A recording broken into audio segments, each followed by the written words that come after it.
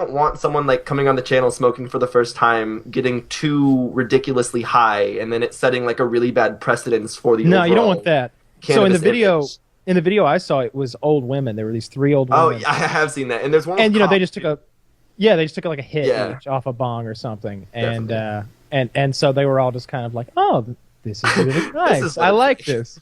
Yeah, and there wasn't like, where am I? Where's Pete? Where's Pete? Did he come back from Korea yet? Like they didn't have a meltdown or They anything. didn't suddenly think, oh, the Alzheimer's, it's finally here. Like, Now, can't remember how did I get here? you mentioned pot smokers don't just sit on the couch and do nothing, but some do, right? Like now, I feel like there's a certain denial that there's any correlation between them. Yeah. Not everyone who drinks alcohol is going to be an alcoholic who becomes non-functioning and crashes their car and hurts But they're people. out. And Exactly. but I felt like what he was saying was that those are the more vocal guys. Yeah. Like the only people who are It's out there everyone talking knows about that- weed are the that real 17-year-old stoners. kid that is a fuck up, that their friends, friends like son who isn't doing anything with his life or whatever.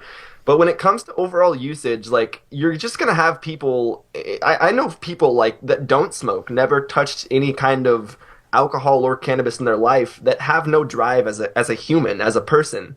Their day is spent maybe spending their 8 hours at work or whatever, but it's like they don't do anything other than just doing the very basic, very like bare minimum. So sure, in some senses, like you smoke a heavy indica, I think we need to get away from the term lazy, because a heavy indica is going to make you really tired, and it's going to make you want to do nothing but sleep, and that in turn will probably make you lay on said couch and lock into the couch. But laziness, I think, is more of something that's going to be a person by person attribute. It's going to be a trait of every individual. I think drive's the same way. So I mean, sure, over like consumption, over excessive use of any substance could definitely cause someone to be lazy and cause someone to do nothing. But it's responsible cannabis usage, and it's like not using it and letting that be what you become essentially. So I saw mean, a T-shirt the other day, and I forget what it said exactly. It was just graphic, but it was like food, cannabis, and something else. It was like the life's necessities. And I like, as an outsider, I can't get past the idea that there does seem to be some sort of correlation and causation here. Oh yeah. And I feel like the guys on the inside are too quick to deny any kind of causation. Like there are people who pitch pot as a health food, as the cure to all diseases. Like, oh, do you have a digestive issue? Do you have cancer? Do you have glaucoma? I might have glaucoma. This is my preventative glaucoma medication. Anxiety, and there are. I'm not in denial that it can help with some of these things. That for some people it might even be the perfect drug, but when it gets pitched as being practically good for you with like no miracle, downsides, yeah. the miracle, oh, perfect. I sometimes think like, come on, man, like, Let's can be you real. be straight with me, right? Exactly. That there is some causation, that a lot of people will get into pot and then get into tiredness, as we call it. Exactly. That it becomes like a lack of ambition, lack of drive. ambition, or like it might be that like the cure for anxiety is so effective that it was that anxiety that was fucking driving you to get the shit done in the first place. I have tons of anxiety. That's how the fucking mortgage gets paid. A joke You know stolen. how high my blood pressure is? Yeah. I don't have a mortgage, and- but like that's the idea in general, right? Like, that concern about like setting enough aside for Colin's life, right? That's a thing that worries me and drives me. And if I were to smoke pot all the time, who knows? But maybe it would stop Okay with worrying not me. being anxious. Exactly. There are absolutely people that I saw, at least going through college, that fell into exactly what Woody said. Where, maybe they were doomed to it from the start, but they fell into a cycle of just no longer going to class, obliterating all anxiety by just smoking a ludicrous amount of pot. And it was like, at some point, there's nothing worse than listening to someone talk to you about how much pot they smoked. It's it's horrible. It's like, stop. it's pathetic Is because it- it's like, is it any- why do you is it care? any Why do you different? think I care? What? How many times have you told your buddies, hey, 3 Miller Lights, two shots of Patron, 3 shots of Patron, then they got I'm bought the already champagne. bored. No, it's the same. See, It's the same thing. It's exactly and boring. Yeah. But if somebody asks you that, then you might go through a list of it. But if somebody just comes up to you at a party and is like, "Dude, it's fucking crazy. I've had 6 of these and 2 Wizimadoos, and I'm just now hitting my stride, man." Like that's still, like it's bad. It is. Nobody wants to be around that person, and it does happen. It's like it almost turns people who are on the fence off to pot more when they come into the scene and do a little bit of research, and everyone they see is some like, you know, strung out hippie looking motherfucker who's just like, no offense, you know, it's Josh. all great, man. It's all great. You know, there's no downsides at all, man. Now just why I'm just gonna smoke all day. Like it, I know that turns people off more than anything because that's their first impression, you know. So I think it's good what you're doing because I took a peek at your channel and you're actually doing informative videos and not just And touting gigantic marijuana dabs. I really That's- like when you did the 1 gram dab. I really like watching those unboxing videos a lot because I like seeing what's in there. I'm curious, like what's gonna be in there. I'm trying to think what else that I liked. There was one where I think you smoked a gram of weed in like we watched that really recently. fast. You had Yeah, multiple and- pieces and.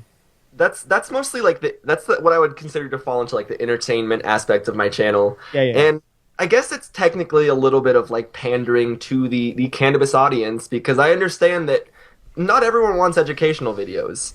And to get that educational content out there, I need to draw an audience and get an audience onto the channel.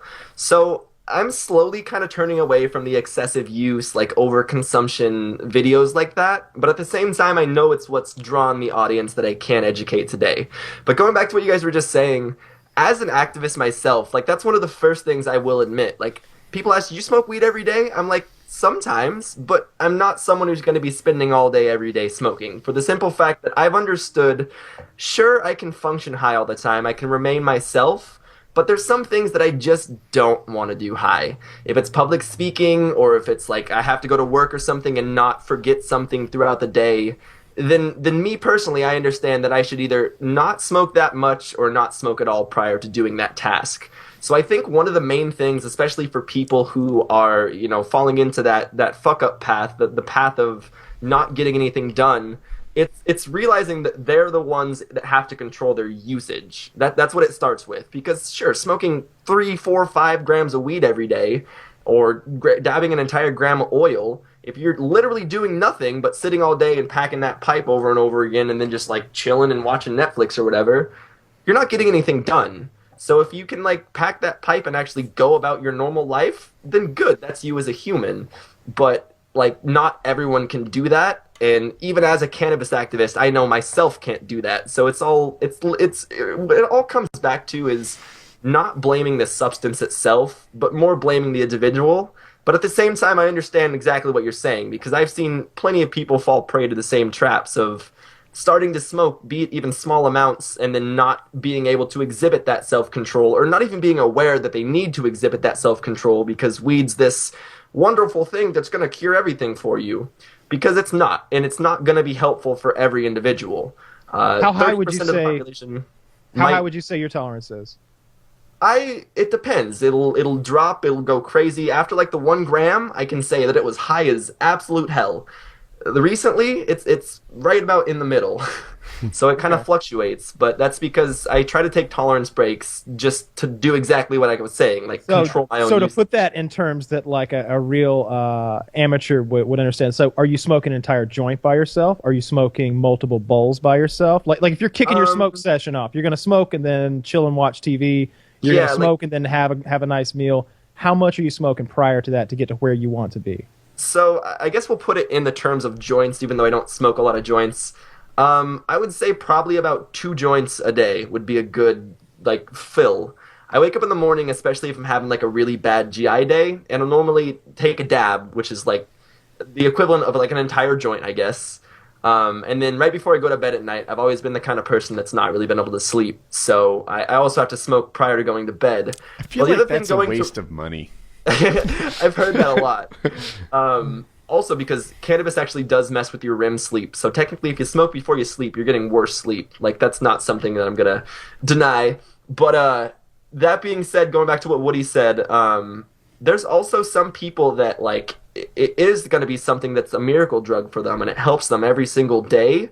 but they'll reach a point where they have to have cannabis to feel normal. They have to have cannabis to reach that point of normalcy. Sure, you could say that they are chronic pain users that will exhibit some sort of not normalcy on a normal level. But there's some people that if they don't smoke before they eat, or they don't smoke before they sleep, or they don't smoke before X, they're not going to feel normal. So that's when it becomes a problem, in my opinion. Yeah.